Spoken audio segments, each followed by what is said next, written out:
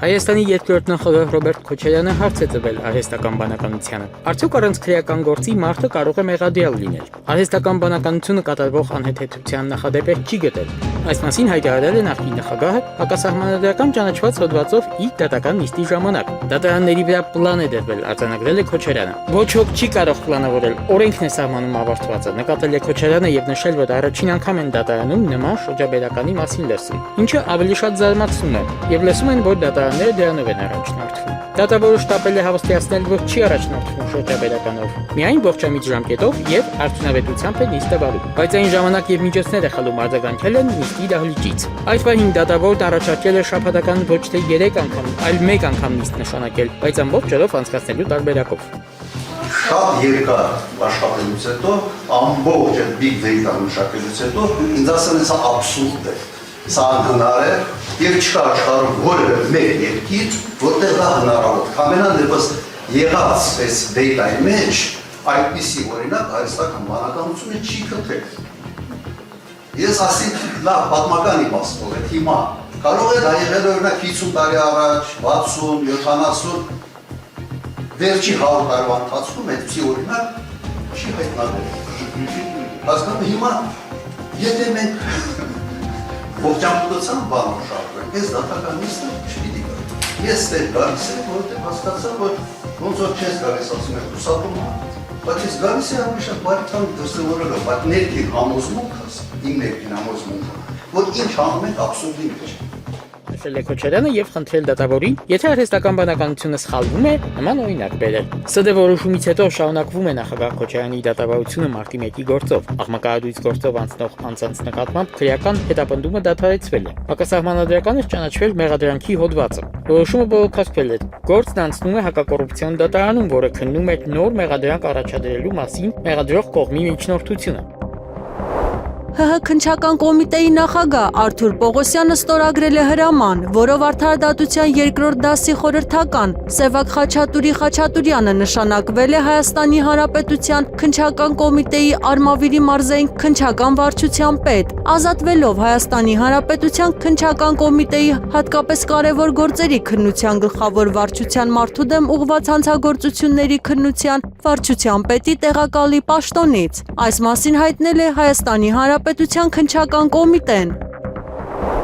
Ազգային ժողովի պաշտպանության եւ անվտանգության հարցերի մշտական հանձնաժողովը հավանություն է տվել կառավարության ներկայացրած օրենքի նախագծին, որն առաջարկում է պարտադիր զինվորական ծառայության ժամկետը կրճատել 6 ամսով։ Նախագիծը հանձնաժողովի նիստում ներկայացրել է պաշտպանության նախարար Սուրեն Պապիկյանը։ Պապիկյանը նշել է, որ նախատեսվում է շարքային կազմի 24-ամսյա պարտադիր զինվորական ծառայության ժամկետը փոխարինել 18-ամսյա ժամկետով։ Այն տարածելով 2026 թվականի հունվարի 1-ից հետո պարտադիր զինվորական ծառայության զորակոչվող քաղաքացիների վրա։ Նրա խոսքով 2025 թվականի ձմեռային զորակոչի շրջանակներում զինված ուժերի համալրումը կսկսվի 2026 թվականի հունվարի 7-ից եւ այս զորակոչից պարտադիր ծառայության անցնողները ծառայելու են 18 ամիս։ Նախարարն ընդգծել է, որ ծառայության ժամկետի կրճատումն իրականացվել է վերջին տարիների պայմանագրային զինվորական ծառայության գրավչության բարձրացման եւ ընդլայնման ուղղությամբ տարվող շարունակական աշխատանքի արդյունքում։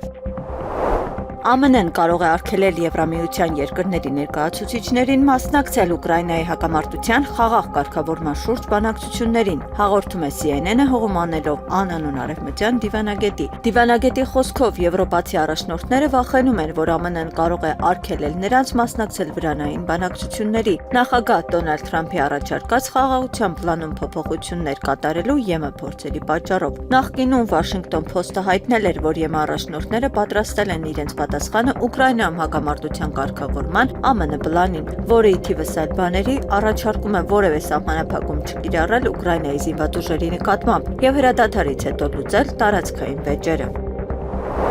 ԱՄՆ-ի եւ Ուկրաինայի միջև Ժնևում խաղաղության ծրագրի քննարկման բանակցությունները զարմանալիորեն տարբերվում են նոյեմբերի 19-ի Կիևում կայացած սարսափելի հանդիպումից, հաղորդում է The Economist-ը։ Պետքարտուղար Մարկո Ռուբիոն գլխավորել է ԱՄՆ պատվիրակությունը Ժնևում կայացած բանակցություններում։ Հանդիպումից հետո նա խաղաղության ծրագիրն անվանել է ընթացքի մեջ գտնվող աշխատանք, քանի որ այն դեռ պետք է հաստատվի ԱՄՆ-ի եւ Ուկրաինայի նախագահներ Դոնալդ Թրամփի եւ Վլադիմիր Զելենսկու կողմից։ Արդյունքում Թրամփի կողմից գործարքի վերջնական կնքման համար սահմանված նոյեմբերի 27-ի վերջնաժամկետը երկարաձգվել է, գոնե առայժմ, պարզաբանել է հրատարակությունը։ Ուկրաինական հակամարտության խաղաղ կարգավորումը հնարավոր է, եթե հաշվի առնվեն երկու կողմերի ակնկալիքները։ Այս հայտարարությունն արել է Թուրքիայի նախագահ Ռեջեփ Թայիփ Էրդողանը։ Մենք բազմիցս քննարկել ենք Ուկրաինայի իրավիճակի մեր տեսլականը ԱՄՆ նախագահ Դոնալդ Թրամփի հետ։ Մենք հավատում ենք, որ արդար աշխարհում չի լինի պարտվող կողմ։ Մենք համոզված ենք, որ արդար խաղաղության ճանապարհը բանակցությունների եւ հանդիպումների միջոցով է։ Այժմ մենք քննարկում ենք, թե արդյոք առաջարկվող խաղաղության ծրագիրը կարող է ծառայել որպես խաղաղ կարգավորման հիմք, ասել է Էրդողանը։ Թուրքիայի առաջնորդը նաև հավելել է, որ անհրաժեշտ է աշխատանք կատարել ծրագրի շուրջ համաձայնության հասնելու համար։ ԱՄՆ նախագահ Դոնալդ Թրամփի 28 կետանոց խաղաղության ծրագիրը կօգնի վերջ դնել Ուկրաինայի հակամարտությանը։ Այս մասին հայտարարել է Հունգարիայի արտաքին գործերի նախարար Պետեր Սիարտոն։ 28 կետանոց խաղաղության ծրագիրը կարևոր հնարավորություն է Ուկրաինայում պատերազմին վերջ դնելու համար, եւ յուրաքանչյուր եվրոպացի քաղաքական գործիչ պարտավոր է լիովին եւ անվերապահորեն աջակցել այդ ծրագրին, գրել է դիվանագետը։ Նոյեմբերի 20-ին ուկրաինացի պատգամավոր Ալեքսեյ Գոնչարենկոն հրապարակել է Դոնալդ Թրամփի խաղաղության ծրագրի 28 կետերը։ Financial Times-ի տվյալներով ուկրաինացի պաշտոնյաները քննադատել են փաստաթուղթը եւ այն անընդունելի են համարում առանց փոփոխությունների։ Չնայած Վաշինգտոնն ակնկալում է, որ Զելենսկին այն կստորագրի մինչև նոյեմբերի 27-ը։ Ծրագիրը ներառում է Ուկրաինայի հրաժարումը ՆԱՏՕ-ի միանալուց, նոր սահմաններ ու ֆերային գոտի, Ուկրաինայի զինված ուժերի համար սահմանափակումներ եւ սառեցված ռուսական ակտիվների օգտագործում։ Ուկրաինայում հակամարտության կարգավորման ԱՄՆ նոր ծրագրի շուրջ կա առնվազն 3 հնարավոր սցենար։ Այս մասին գրել է Financial Times-ի մեկնաբան Գեդոն Ռախմանը։ Նրա խոսքով առաջին սցենարը ենթադրում է Կիևի կողմից Վաշինգտոնի առաջարկների մերժում։ Հոդվածագիրը կարծում է, որ այս դեպքում ԱՄՆ նախագահ Դոնալդ Թրամփը կդադարեցնի Ուկրաինային տրամադրվող ողջ օգնությունը։ Եթե Ռախմանի նկարագրած երկրորդ սցենարն իրականանա, ԱՄՆ խաղաղության ծրագիրը կդառնա Ռուսաստանի եւ Ուկրաինայի միջև բանակցությունների հիմքը։ Կիևը կկարողանա էական փոփոխություններ կատարել փաստաթղթում։ Երրորդ սցենարը ենթադրում է, որ ԱՄՆ փաստաթղթում առկա բազմաթիվ հակասություններն ու եկիմաստությունները կհանգեցնեն խաղաղության նախաձեռնությունների խափանմանը եւ ռազմական հակամարտությունը կշարունակվի։ Հոդվածագիրը կարծում է, որ Ուկրաինայի նախագահ Վոլոդիմիր Զելենսկին ոչ մի առավելություն չունի ԱՄՆ ծրագրին համաձայնելու հարցում, դրա ենթադրյալ տարածքային զիջումների պատճառով։ Այնուամենայնիվ նա կարող է ժամանակը ձգձգել փաստաթուղթը փոփոխելու համար։ Ռախմանը հավելել է, որ Զելենսկին չպետք է խափանի ծրագրի քննարկումները, քանի որ անհաջող խաղաղության կարգավորումը կվտանգի Ուկրաինայի գոյությունը։ ՀՀ վարչապետ Նիկոլ Փաշինյանը որոշում է ստորագրել, ըստ որի Նայինե Կոտիկյանը նշանակվել է վարչապետի հասարակական հիմունքներով խորհրդական։ Ղեկավարվելով հանրային ծառայության մասին օրենքի 8-րդ հոդվածի 10-րդ մասով, Նայինե Կոտիկյանին նշանակել վարչապետի հասարակական հիմունքներով խորհրդական, նշված է որոշման մեջ։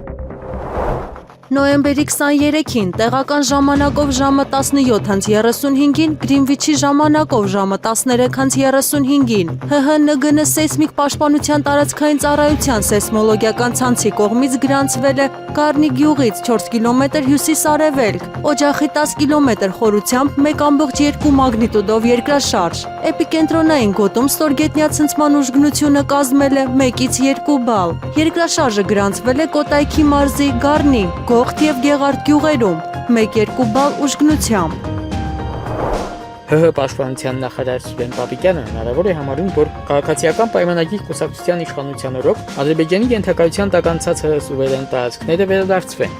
Իհարկե տեսնում։ Ինչով եք տեսնում, կարող եք մանրամասնել հասկանանք, որովհետև Սահմանագծման եւ սահմանազատման հանձնաժողովի աշխատանքի միջոցով։ Շնորհակալ։ Իսկ Հայաստանում պարտադիր զինծառայության ժամկետի կրճատման նախագծով Պապիկյանը վստահեցնում է, որ չի փորձում օգնել սեփական քաղաքական թիմին 2026 թվականի նախընտրական քարոզարշավի ժամանակ։ Բանակը կրճատելու վերաբերյալ պնդումները կապ չունեն իրականության հետ։ Այսօր նախագծի քննարկման արժեվում հաստատեց Պաշտպանության նախարար Սուրեն Պապիկյանը, բացատրելով. 1.5 տարի հետո մենք նույն թվականակով մարդկանց զորակոչելու ենք բանակ, ուղղակի իրենք ծառայելու են 1.5 տարի։ 1.5 տարի հետո զորացվելու են 2 զորակոչի այն հատվածը, որը պայմանագիր չեն կնքել։ Դրանից եւս 1.5 տարի հետո բոլոր 4 զորակոչները կրկին գտնվելու են բանակում, պարզապես 1.5 տարի ծառայելով։ Պարզ հաշվարկ է, ես ոչ մի բան չեմ խեղաթյուրում։ Բանակը չի կրճատվում, կրկնում է նախարարը։ Այդ անդերը թվաբանություն է, բարդ չէ։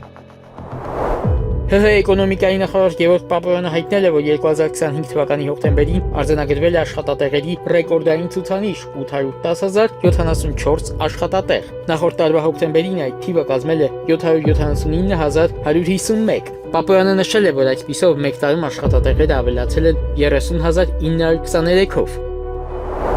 Գերմանիայի արտաքին գործերի նախարար Յոհան Վադեֆուլը Ռուսաստանի հետ հակամարտության կարգավորման վերաբերյալ ամերիկյան եւ ուկրաինական պատվիրակությունների միջև բանակցությունները համարել է Եվրոպայի համար հաջողություն, հաղորդել է Reuters-ը։ Եվրոպային, այդ թվում Հյուսատլանտյան դաշինքին վերաբերող բոլոր հարցերը բացառվել են այս ծրագրից։ Սա վճռորոշ հաջողություն է, որին մենք հասանք երեկ, ասել է Վադեֆուլը։ Նա կրկնել է, որ եվրոպացիների եւ ուկրաինացիների գլխից վեր որևէ համաձայնության չի կարելի հասնել։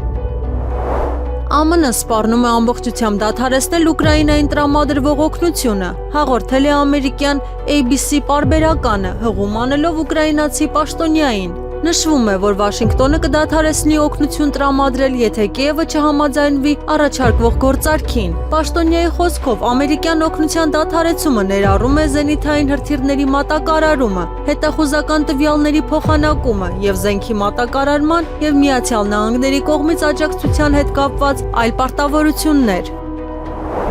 Եվրոպացի պաշտոնյաներն ու դիվանագետները հրաժարվել են աջակցել Եվրոերյակի, Մեծ Բրիտանիա, Գերմանիա եւ Ֆրանսիա Ուկրաինայի հակամարտության կարգավորման ծրագրին, հաղորդել է Politico-ն։ Հրապարակման մեջ նշվում է, որ Եվրամիության ներկայացուցիչները հրաժարվել են աջակցել Եվրոերյակի 28 կետից բաղկացած ծրագրին, քանի որ այն հնացած է։ Նոյեմբերի 23-ին ԱՄՆ պետքարտուղար Մարկո Ռուբիոն ելույթ ունենալով Ժնևում կայացած մամուլի ասուլիսում հայտարարել է, որ Եվրամիության եւ ՆԱՏՕ-ի դերը ուկրաինական հակամարտության կարգավորման գործում դեռևս քննարկման առարկա է։ Նա ամերիկյան խաղաղության ծրագիրը որակել է որպես կենթանի փաստաթուղթ, որը ամեն օր փոխվում է։ Նա նշել է, որ կան վիճելի հարցեր, մասնավորապես ռուսական ակտիվների եւ Եվրամիության ու ՆԱՏՕ-ի դերի վերաբերյալ խաղաղության բանակցություններում։ Ռուբիոն բացահայտել է, որ այս հարցերը կքննարկվեն եվրոպական երկրների ազգային անվտանգության խորհրդականների հետ։ Ուկրաինան կշարունակի համագործակցել իր գործընկերների հետ ԱՄՆ խաղաղության ծրագրի շուրջ փոխզիջումների մասին։ Նման հայտարարությամբ հանդես է եկել Ուկրաինայի առաջնորդ Վոլոդիմիր Զելենսկին, հաղորդել է Reuters-ը։ Զելենսկին ասել է, որ Ռուսաստանը պետք է վճարի Ուկրաինայում պատերազմի համար եւ որ ռուսական սառեցված ակտիվների օգտագործման վերաբերյալ որոշումը կարեւոր է։ Նրա խոսքերը մեջբերում է պարբերականը։ Միացյալ Նահանգները եւ Ուկրաինան մտադիր են շարունակել աշխատել փաստաթղթի վրա, համաձայնվելով փոփոխել նախկինում առաջարկը, որը շատերը չափազանց բարենպաստ էին համարում Մոսկվայի համար։ Համատեղ հայտարարության մեջ կողմերը ասել են, որ Կիրակի օրը Ժնևում կայացած բանակցություններից հետո նրանք մշակել են խաղաղության համար նուրբ շրջանակ, չնայած նրանք կոնկրետ մանրամասներ չեն տրամադրել։ Վարչապետ Նիկոլ Փաշինյանն այսօր անվտանգության խորհրդի նիստ է հրավիրել։ Այս մասին այսօր նոյեմբերի 24-ին հայտնել է Ազգային ժողովի պաշտպանության եւ անվտանգության հարցերով հանձնաժողովի նախագահ Անդրանիկ Քոչարյանը, նշելով, որ պաշտպանության նախարար Սուրեն Պապիկյանը մասնակցելու է այդ նիստին։ Առաջիկա ամիսները կարևոր կլինեն Ուկրաինայի զինված ուժերի համար, այս մասին հայտնել են ամերիկացի զինվորականները, որոնք անցյալ շաբաթ այցելել էին Կիև ռազմաճակատում իրավիճակը գնահատելու համար։ ԱՄՆ ներկայացուցիչները եզրակացրել են, որ մարտական գոտում իրավիճակը անբարենպաստ է ուկրաինական կողմի համար։ Նրանք կարծում են, որ առաջիկա ամիսները կարևոր կլինեն մեզ համար եւ որ մենք կկորցնենք Դոնեցկի շրջանը 12 ամսվա ընթացքում, հրատարակությանը հայտնել է աղբյուրը։ Նա նշել է, որ այս հանդիպման ժամանակ բարձրացվել է ԱՄՆ օգնության դադարեցման հարցը։ Աղբյուրի փոխանցմամբ ամերիկացի զինվորականները զգուշացրել են Կիևին, որ եթե դա տեղի ունենա, Ուկրաինայի զինված ուժերը ավելի արագ կկորցնեն տարածաշրջանը։ Ֆրանսիայի նախագահ Էմանուել Մակրոնը պատրաստվում է առաջիկա օրերին հայտարարել կամավոր զինվորական ծառայության ներդրման մասին, հաղորդում է Լա Ֆիգարոն, հղում անելով աղբյուրներին։ Ըստ աղբյուրների, Մակրոնը կարող է հայտարարություն անել հինգշաբթի, նոյեմբերի 27-ին։ G20 գագաթնաժողովի շրջանակներում Ֆրանսիայի նախագահը պարզաբանել է, որ նախագիծը վերջին մի քանի ամիսների ընթացքում քննարկվել է համաշխարհային անվտանգության համատեքստում, որը բնութագրվում է անորոշությամբ եւ աճող լարվածությամբ։ Աշխարհում, որտեղ մենք ապրում ենք լի անորոշությամբ եւ աճող լարվածությամբ, եթե մենք իսկապես ուզում ենք անվտանգ լինել, պետք է զգուշացնենք մյուսների ներխուժման դեմ։ Ֆրանսիան պետք է մնա ուժեղ պետություն, ուժեղ բանակով, բայց նաեւ համատեղ գործողությունների կարողունակությամբ, ասել է Մակրոնը։ Եթե Ուկրաինան մոտ ապագայում Միացյալ Նահանգների հետ համաձայնության գա խաղաղության ծրագրի դրույթների շուրջ, իսկ Միացյալ Նահանգները Եվրոպայի հետ Վաշինգտոնի ներկայացուցիչները կօգտագործեն մտրակի եւ բլիթի սկզբունքը Ռուսաստանին համոզելու համաձայնվել առաջարկին, հաղորդում է RBK Ուկրաինան։ Տեղեկացված աղբյուրները նկարագրել են, թե ինչպիսին կլինի խաղաղության ծրագրի ապագա ուղին, եթե Ուկրաինան մոտ ապագայում կարողանա Միացյալ Նահանգների հետ համաձայնության գալ վերջնական կետերի շուրջ եւ Միացյալ Նահանգները համաձայնության գա եվրոպացի գործընկերների հետ այն դրույթների շուրջ, որոնք անմիջականորեն վերաբերում են իրեն, ամերիկացի բանակցողներ այս համաձայնեցված ծրագրով կօգտագործեն նույն մեթոդը մտրակի եւ բլիթի սկզբունքը Ռուսաստանին համոզելու համար։ Ժնևում ԱՄՆ-ի հետ վերջերս կայացած բանակցությունների ընթացքում ուկրաինական պատվիրակությունը կարողացել է փոփոխություններ կատարել խաղաղության ծրագրի Կիևի համար անհարմար կետերի մեծ մասում, հաղորդում է RBK Ուկրաինան, հողմանելով աղբյուրներին։ Թերթի տվյալներով պատվիրակություններին հաջողվել է համաձայնության գալ ԱՄՆ ծրագրի դույթների մեծ մասի շուրջ եւ փոփոխություններ կատարել վիճելի կետերից գալի մասում։ Կողմերը համաձայնության են եկել Ուկրաինայի զինված ուժերի թվաքանակի, Զապորոժիայի ատոմակայանի վերահսկողության, բանտարկյալների փոխանակման եւ դատապարտյալների վերադարձի ձևաչափի վերաբերյալ դիրքորոշումների շուրջ։ Առավել հրատապ հարցերը, ինչպես սպասվում է, կքննարկեն նախագահներ Վլադիմիր Զելենսկին եւ Դոնալդ Թրամփը հնարավոր հանդիպման ժամանակ։ Ուկրաինայի նախագահ Վլադիմիր Զելենսկին կարող է այցելել Միացյալ Նահանգներ, քննարկելու Վաշինգտոնի կողմից ուկրաինական հակամարտության կարգավորման ծրագիրը։ Այս մասին Fox News-ին տված հարցազրույցում հայտարարել է ԱՄՆ նախագահի Ուկրաինայի հարցերով հատուկ ներկայացուցիչ Քեյթ Քելոգը։ Նա ծրագիրն անվանել է լավը։ ԱՄՆ առաջնորդի հատուկ ներկայացուցչի խոսքով փաստաթղթում կան բաներ, որոնք պետք է փոքր ինչ ճշգրտվեն եւ պարզաբանվեն։ Կարծում եմ, երբ Զելենսկին գա Միացյալ Նահանգներ, ինչը նա հավանաբար կանի, չնայած երաշխիք չկա, կա հնարավորություն, որ այս ծրագիրը կհամարեն լավը, ասել է Քելոգը։ Իրանի ցամաքային զորքերի նոր հրամանատար է նշանակվել բրիգադի գեներալ Ալի Ջահանշահին, հաղորդում է Թասնիմը։ Իր ուղերձում Ջահանշահին հայտարարել է, որ բանակը ձգտելու է բարձրացնել արդյունավետությունը եւ հագեցվածությունը ժամանակակից սպառնալիքներին արձագանքելու համար, օգտագործելով առկա փորձը եւ նորագույն տեխնոլոգիաները։ Ֆրանսիայի նախագահ Էմանուել Մակրոնը հայտարարել է, որ ԱՄՆ նախագահ Դոնալդ Թրամփի խաղաղության ծրագիրը լավ հիմք է աշխատանքի համար, սակայն այն պետք է վերանայվի, հաղորդում է Reuters-ը։ Այն լավ է նրանով, որ առաջարկում է խաղաղություն եւ ճանաչում է ինքնիշխանության եւ անվտանգության երաշխիքների հարցերում կարևոր տարրեր, սակայն դա աշխատանքի հիմքն է, որը պետք է վերանայվի, ինչպես մենք արեցինք անցյալ ամռանը, քանի որ նախ այս ծրագիրը համաձայնեցված չէր եվրոպացիների հետ, ասել է Մակրոնը։ Նրա խոսքով Թրամփի ծրագրում նշված շատ հարցեր հիմնականում վերաբերում են եվրոպացիներին, դրանց թվում են սառեցված ռուսական ակտիվները եւ Ուկրաինայի եվրոպական ինտեգրացիան, պարզաբանել է Ֆրանսիայի նախագահը։ Մակրոնն ընդգծել է, որ որոշ հարցեր չեն կարող պարզապես լինել ամերիկյան առաջարկ եւ պահանջում են ավելի լայն խորհրդակցություններ։ Միացյալ Նահանգները եւ նրա դաշնակիցները պատրաստ են օգնել Ուկրաինային կառուցել բարձր տեխնոլոգիական անվտանգության պատ երկրի արևելքում գտնվող շփման գծի երկայնքով, եթե հակամարտությունը լուծվի խաղաղ ճանապարհով, հայտնում է Washington Post-ը, հողմանելով անանուն ամերիկացի պաշտոնյայի։ Հրատարակությունը մանրամասներ չի տրամադրում, նշելով միայն, որ պատի կառուցման համար կօգտագործվի առաջադեմ տեխնոլոգիա։ ԱՄՆ բարձրաստիճան պաշտոնյան նաև հրատարակությանը հայտնել է, որ լրատվամիջոցների հաղորդագրությունների հակառակ Դոնալդ Թրամփի վարչակազմը 100%-ով հանձնառու է Կիևի հետ հետախուզական տվյալներ փոխանակելուն։ Reuters-ը նախկինում հաղորդել էր, որ ԱՄՆ-ն կարող է դադարեցնել Կիևին զենքի աջակցությունը եւ երկրի հետ հետախուզական տվյալների փոխանակումը, եթե խաղաղության ծրագիրը մերժվի։ Ավելին, Ուկրաինայի Գերագույն ռադայի պատգամավոր Ալեքսեյ Գոնչարենկոն հաստատել է, որ կա նման սպառնալիք։ Ըստ արևմտյան լրատվամիջոցներին հասած տեղեկությունների, ԱՄՆ-ն եւ այլ երկրներ պարտավոր կլինեն ճանաչել Ռուսաստան ինքնիշխանությունը Ղրիմի, Դոնբասի եւ այլ տարածքների նկատմամբ, որոնք Ուկրաինան ստիպված կլինի զիջել։ Դրա դիմաց Կիևը կստանա ամերիկյան եւ եվրոպական անվտանգության երաշխիքներ այն տարածքներում, որտեղից դուրս են բերվում ուկրաինական զորքերը, պետք է ստեղծվի ապառազմականացված գոտի։ 40 տարեկան հասակում մահացել է ճանաչված հայ-ամերիկյան բռնցքամարտիկ Վանես Նորիկի Մարտիրոսյանը։ Մահվան պատճառը եղել է սկվամոզ բջջային քաղցկեղը, որի դեմ մարզիկը պայքարում էր 1 տարի։ Մարտիրոսյանը հայ եւ ամերիկյան բռնցքամարտի ամենաազդեցիկ դեմքերից էր։ Նա Հայաստանի ութակի չեմպիոն էր, ԱՄՆ Golden Gloves տիտղոսի դափնեկիր, ինչպես նաև 2004 թվականի օլիմպիական խաղերի մասնակից։ Մասնագիտական հարթակում նա նվաճել էր NABF աշխարհի չեմպիոնի կոչումը, NABO-ի վեքընդ տիտղոսը, WBA International, WBC Silver եւ WBO Intercontinental գոտիները առաջին միջին քաշային կարգում։ Մարտիրոսյանի վերջին մենամարտը կայացել էր 2018 թվականին լեգենդար Գենյադի Գոլովկինի դեմ։ Պարզապես աղոթում եմ Աստծուն, որ բուժի ինձ, աղոթում եմ հրաշքի համար։ Բժիշկներն ասում են, որ սա այնքան հազվագյուտ հիվանդություն է, որ հանդիպում է մարդկանց ընդամենը 1%-ի մոտ։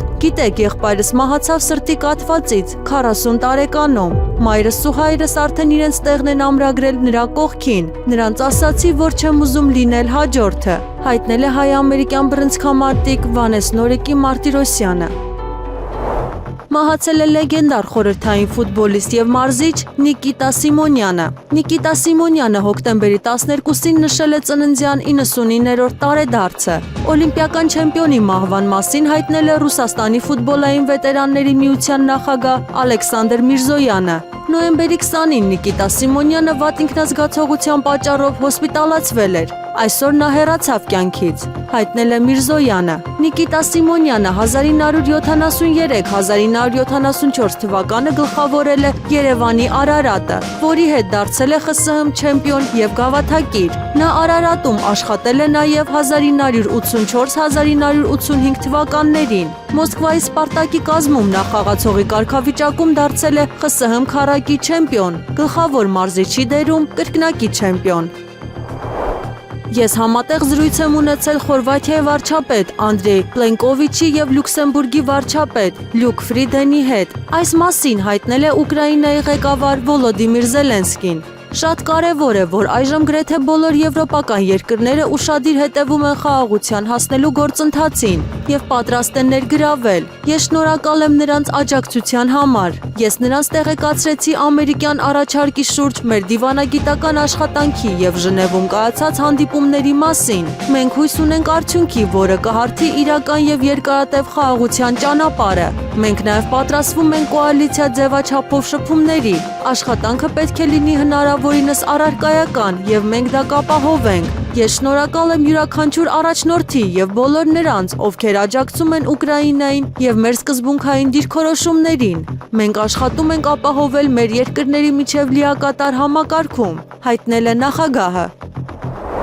Թուրքիայի նախագահ Ռեջեփ Թայիպ Էրդողանը հույս ունի երկուշաբթի օրը Ռուսաստանի նախագահ Վլադիմիր Պուտինի հետ նախատեսված հեռախոսազրույցի արդյունքները քննարկել իր մի քանի գործընկերների, հնարավոր է ԱՄՆ նախագահ Դոնալդ Թրամփի հետ։ Ես արդեն ասել եմ, որ մենք պլանավորում ենք հեռախոսազրույց ունենալ պարոն Վլադիմիր Պուտինի հետ։ Այս զրույցից հետո հուսով եմ, մենք հնարավորություն կունենանք բանակցություններ վարել իմ գործընկերների, հնարավոր է պարոն Թրամփի հետ, ասել է Էրդողանը Հարավային Աֆրիկայում կայացած G20 գագաթնաժողովից հետո մամուլի ասուլիսում։ Ռուսաստանի Դաշնության նախագահ Վլադիմիր Պուտինը առաջիկա շաբաթ պետական այցով կմեկնի Ղրղստան, որտեղ ի թիվս այլ միջոցառումների կմասնակցի Հավաքական անվտանգության պայմանագրի կազմակերպության ՀԱՊԿ գագաթնաժողովին, որը տեղի կունենա Բիշկեկում։ Նախագահի ծրագրերի մասին հայտնել է լրագրող Պավել Զարուբինը։ Բացի այդ, Ռուսաստանի առաջնորդի օրակարգում նախատեսված են նաև այլ միջազգային շփումներ եւ հեռախոսազրույցներ։ Պուտինի առաջիկա շաբաթվա ծրագրում ընդգրկված է նաև հանդիպում երիտասարդ գիտնականների 5-րդ կոնգրեսի մասնակիցների հետ, որը նախատեսվում է անցկացնել նոյեմբերի 26-ից 28-ը։ Քիչ առաջ ուղիղ եթերում Գյումրու քաղաքապետ Վարդան Ղուկասյանի որդու Սպարտակ Ղուկասյանի փաստաբան Զարուհի Փոստանջյանը հայտնեց, որ Սպարտակը գտնվում է Արմավիր քրեակատարողական հիմնարկում, որտեղ բոլոր տեսակի տեսակցություններն ու շփումը իր պաշտպանյալի հետ արգելված է։ Նա 4 անչափահաս երեխա ունի, անգամ երեխաների հետ խոսել, նրանցից տեղեկություն ստանալն է արգելված։ Հիշեցնենք, որ Սպարտակ Ղուկասյանը կալանավորվել է խուլիգանության մեղադրանքով, ըստ Հայաստանի Հանրապետության Հանրապետական օրենսգրքի 297-րդ հոդվածի 2-րդ մասի կալանավորման հիմք են հանդիսացել վերջին դատական նիստին դատարանում հնչեցրած արտահայտությունները։ Չեխիայի վարչապետի թեկնածու Անդրեյ Բաբիշի կողմից ձևավորված կառավարությունը պետական բյուջեի միջոցներ չի ուղարկի Ուկրաինային։ Այս մասին քաղաքական գործիչը հայտարարել է հյուսիսարևելյան Հավիրով քաղաքում ընտրողների հետ հանդիպման ժամանակ։ Մենք անպայման Չեխիայի հանրապետության բյուջեից որևէ միջոց չենք ուղարկի Ուկրաինա, ասել է Բաբիշը։ Կարևոր է, որ այս պատերազմն ավարտվի։ Չեխ քաղաքական գործիչները նրա խոսքով չեն կարող ազդել Ուկրաինայի շուրջ ծավալվող գործընթացների վրա։ Մենք ունենք ծրագիր Չեխիայի հանրապետության քաղաքացիների շահերից ելնելով։ Եվրոպան զբաղվում է Ուկրաինայով, նշել է վարչապետի թեկնածուն։ Վենեսուելայի առաջնորդ Նիկոլաս Մադուրոն կոչ է արել Բոլիվարյան հանրապետության եւ ԱՄՆ-ի ուսանողական շարժումներին միավորվել եւ դեմ լինել Լատինական Ամերիկայում ու Կարիբյան ավազանում պատերազմին։ Ես հանձնարարում եմ Վենեսուելայի ուսանողական խաղաղության ջոկատներին կապ հաստատել ԱՄՆ-ում ուսանողական շարժման եւ ուսանողների հետ եւ ասել նրանց. «Դադարեցրեք պատերազմը, այլևս պատերազմ չկա, Վենեսուելան խաղաղություն է ուզում», ասել է Մադուրոն։ Նախագահն առաջարկել է միավորել ամերիկյան համալսարանների ուսանողական շարժումը վենեսուելական ուսանողական շարժման հետ եւ միաձայն ասել. «Ոչ պատերազմին, այո խաղաղությանը»։ Նախագահը շեշտել է Լատինական Ամերիկայում եւ Կարիբյան ավազանում պատերազմը կանխելու անհրաժեշտությունը։ Հունգարիան ԱՄՆ-ի կողմից Ուկրաինայի վերաբերյալ ներկայացված ծրագիրը համարում է հավաստի առաջարկ, հայտարարել է Հունգարիայի Եվրամիության հարցերով նախարար Յանոշ Բոկան։ Մենք շատ ենք աջակցում այս առաջարկին եւ կարծում ենք, որ դա բանակցությունների սեղանին գտնվող միակ հավաստի այլընտրանքն է, ասել է Բոկան։ Սպիտակ տունը նախկինում հայտարարել էր, որ ուկրաինական կարգավորման շուրջ բանակցությունները շարունակվում են եւ որ կա մի ծրագիր, որը հաստատում է ամերիկացի առաջնորդը։ Կայացել է Հայաստանի եւ Ադրբեջանի խորհրդարանական պատվիրակությունների հանդիպում ազգային ժողովի պատգամավորները կառույցում մեր երկրի պատվիրակության ղեկավար Սարգիս Խանդանյանի գլխավորությամբ մասնակցել են Ստամբուլում կայացած ԵԱՀԿ խորհրդարանական վեաժողովի աշնանային 23-րդ նստաշրջանի աշխատանքներին։ Վարչապետ Նիկոլ Փաշինյանը Ղազախստանի վարչապետ Օլժաս Բեկտենովի ուղեկցությամբ այցելել է Ալեփկեդեի արհեստական բանականության կենտրոն։ Ինչպես տեղեկացրին վարչապետի աշխատակազմի շրջայցի ընթացքում վարչապետին է ներկայացվել կենտրոնի գործունեությունը։ Մասնավորապես նշվել է, որ կենտրոնի նպատակն է արհեստական բանականությանը գործիքների միջոցով նպաստել պետական համակարգում մատուցվող ծառայությունների որակի բարձրացմանը, տարբեր մարմիններում թվայնացմանը եւ այլն։ Կարևորվել է այս ուղղությամբ համագործակցությունն ու փորձի փոխանակումը։ ԱՄՆ նախագահ Դոնալդ Թրամփը հայտարարել է Վենեսուելայի նախագահ Նիկոլաս Մադուրոյի հետ շուտով բանակցություններ վարելու մտադրության մասին ամերիկացի առաջնորդն այս հայտարարությունն արել է Fox News-ին տված հարցազրույցում Բոլիվարյան հանրապետության առաջնորդը նախկինում պատրաստակամություն էր հայտնել բանակցել Միացյալ Նահանգների հետ։ Ես նրա հետ կխոսեմ ոչ այնքան հեռավոր ապագայում, ասել է Թրամփը։ Չեմ կարող բացահայտել, թե ինչ կասեմ նրան, բայց կասեմ նրան կոնկրետ բան։ Նոյեմբերի 17-ին Սպիտակ տանը լրագրողների հարցերին պատասխանելով Թրամփը չի բացառել Վենեսուելայում ցամաքային ռազմական գործողության հնարավորությունը։ Հաջորդ օրը ամերիկացի առաջնորդը հայտարարեց, որ Բոլիվարյան հանրապետության ղեկավարությունը ցանկանում է բանակցություններ սկսել Վաշինգտոնի հետ եւ ինքը բաց է այդ գաղափարի համար։ Երևանում նոյեմբերի 24-ից 3-ը 25-ից 29-ին սպասվում է առանց տեղումների եղանակ։ Այս մասին հայտնում են հիդրոթերապևտաբանության եւ մոնիթորինգի կենտրոն ՊՕԱԿ-ից։ Մարզերում նոյեմբերի 24-ից 3-ը 25-ից 29-ին սպասվում է առանց տեղումների եղանակ։ Լուսադեմին, Արարատյան եւ Շիրակի դաշտում սպասվում է կարճատև մառախուղ, քամին հարավարևմտյան 2-ից 5 մետր վարկյան։ Օդի ջերմաստիճանը նոյեմբերի 25-ից 26-ից 3 աստիճանաբար կնվազի 2-ից 3 աստիճանով, այնուհետև էապես չի փոխվի։